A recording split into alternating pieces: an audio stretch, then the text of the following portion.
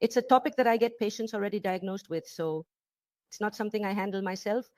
I mean, I know that there are tests and there are a series of signs that I sometimes point out myself, like go get evaluated or assessed, but it's not my field. I get patients who are already diagnosed, and many times I deal with misdiagnosis because they haven't gone through proper screening tests, for genetic diseases that might present a picture that falls under the umbrella of autism or spectrum disorders, but that's not the case. Not everything diagnosed as autism is actually autism. What do you think about that perception? Yes. Well, in general, the warning signs or what makes us think there's a problem in neurodevelopment are a social behavior, losing eye contact, losing interest in what's around us, and speech.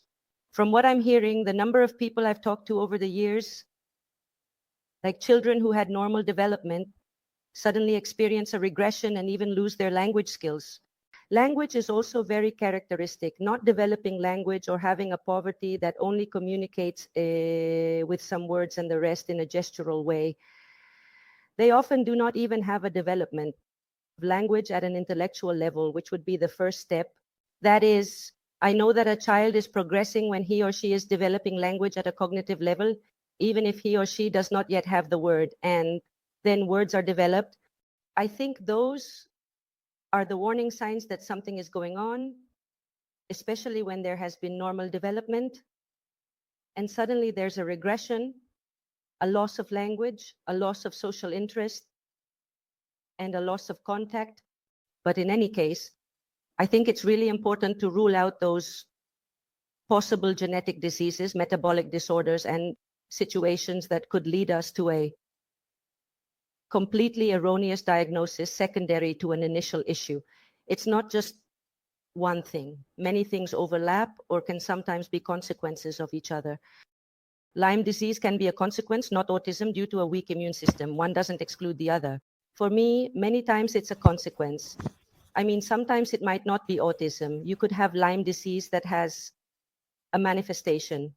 And in other cases, it's a consequence of having an immune system that isn't functioning well, making it easier to have reactivated viruses, a poor immune response to viruses, an altered immune response, and a series of causal situations that lead us to that consequence. So I think the most important thing, and what we wanted to convey today, is that one thing doesn't exclude the other. In other words, there's a situation we often see, which is that the diagnosis of one thing excludes other things, and that's a mistake. We shouldn't stop looking for situations just because we found one, because multiple situations often coexist. So finding a positive for Borrelia doesn't mean that everything happening to the child is because of that, and not finding it doesn't exclude other issues. To simultaneously have the ability to see multi-causality and how one situation can lead to another. Exactly. Of course, we have to individualize. It's like when we talk about fever and we're actually diagnosing it based on the symptoms. Why do we have a fever? Why do we have this alteration in brain function that occurs in this autism spectrum disorder? That's what we need to achieve. What real importance does genetics have in the development of autism spectrum disorder? We know it can range from 20 to 80, depending on whether it's syndromic autism or non-syndromic forms.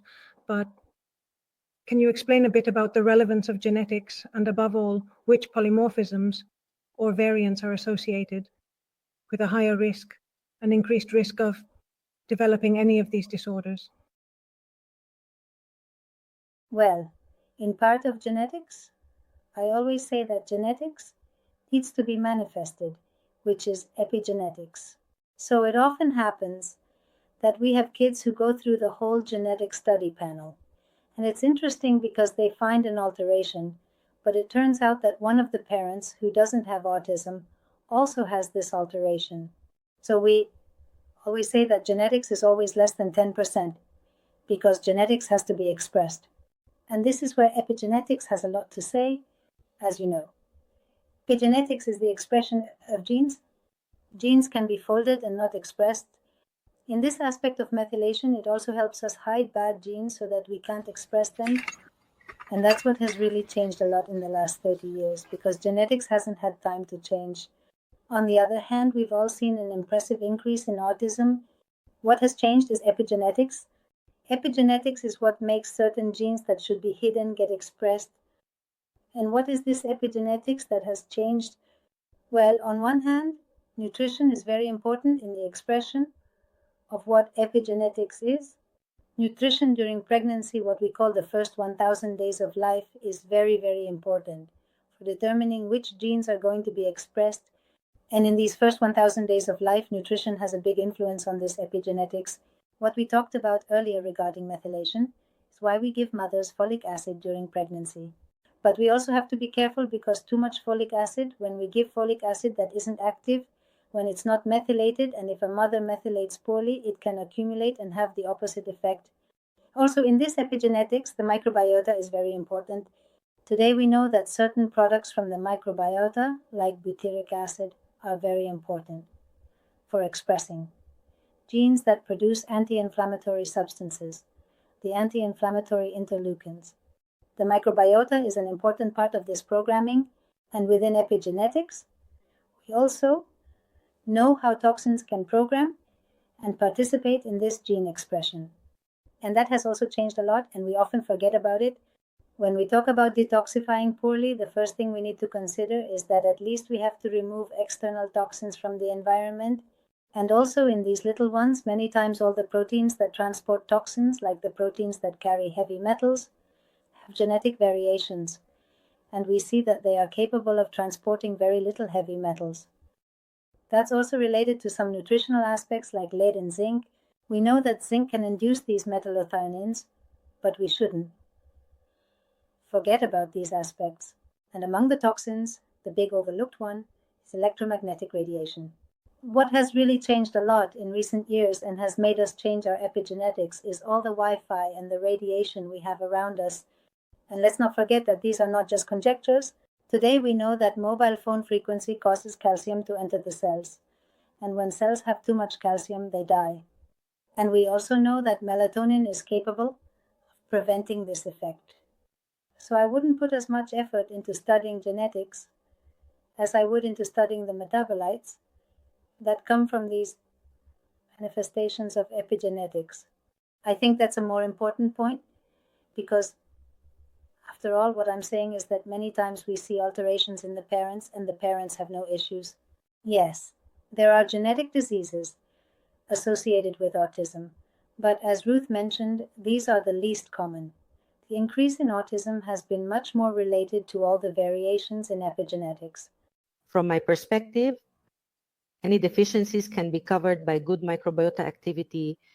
In other words, we already know that our microbiota synthesizes vitamins, synthesizes amino acids, and synthesizes neurotransmitters. So deficiencies in the host can also be compensated for with a good microbiota. Now, the importance of genetics goes far beyond diagnosing. Genetics can predispose, genetics sets the stage, and the environment determines the microbiota. The environmental factors in the increase of autism prevalence are indeed overwhelming. It is an infinite world. Genetics predispose the environment, and the environment is what determines the microbiota, as occurs with celiac disease. Well, we're adding up the data and realizing that yes, the environmental factors in the increase in the prevalence of autism are obviously overwhelming, because if not mathematically, if it were only genetic, it would not be possible. But you also need to highlight the importance of the data that genetics can offer us. And well, a study that understands metabolic deficiencies or those polymorphisms that make us poor detoxifiers has great value, and it's a lifelong value. So I think we should take the good from everything. And when we study all of this deeply, we also learn how to support that person's health, regardless of what they might be suffering from. It's a combination of so many things that really, this is a bag we could study for years and years because it involves everything. That's right. Genetics doesn't determine things in many cases, but it always predisposes. And that's why we always have to take it into account You've talked about the epigenome, and it's a field that I'm really passionate about. In fact, the genetic polymorphisms that are most associated with autism are related to genome maintenance. They have to do with a state of chromatin condensation, and they relate to circuits that regulate gene expression, interestingly, and also with methylation, which Mar Begara talked about, because methylation is a control mechanism for the degree of chromatin condensation and the level of gene expression. That's why the methylation cycle seems to be affected in most people with autism. But I would like, because sometimes we misunderstand what epigenetics and the epigenome mean, for you to explain a little bit, because genetics can be inherited and the epigenome can also be inherited, but it can also be acquired through our interaction with the environment. And the exposure we have to the environment during that perinatal period, which you've also mentioned, is especially important. Mar Begara, I would like you to talk a little bit about the importance of the epigenome and exposure in the perinatal environment. Why is that exposure so important? And I think that's where the difference lies in that 2009, in that exponential increase we've seen in the number of autism cases. We're also better at diagnosing it now, but it's obvious that there are more cases of autism than ever before because of that inherited epigenome balance. And why is exposure during the perinatal period especially important? The type of exposome we are exposed to, and to emphasize it again, go ahead. Well, this is my favorite topic. Of course, this is all about the programming in the first 1,000 days of life. I always say that it's not just the first 1,000 days of life. It should actually start even before we get pregnant, because the egg and sperm take 3 months to get ready. So when a mom tells us she wants to get pregnant, we always say, wait. Let's see how your microbiota is doing. Let's check how you're doing with toxins. Why this period? Because it's the period where there is maximum plasticity, the greatest ability to adapt to the environment. And this is causing changes in gene expression. Indeed, when the egg and sperm come together, it's like an opening of all our genetic material. It's like the spring folds to expose everything to the air, and then little by little, marks start to form. We produce certain methylations of genes that, when they're methylated, usually won't be expressed. That's why it's a period where the clay is softer, making it easier for the environment to impact our genes. It's not the only period where this plasticity exists. This plasticity also exists during pregnancy.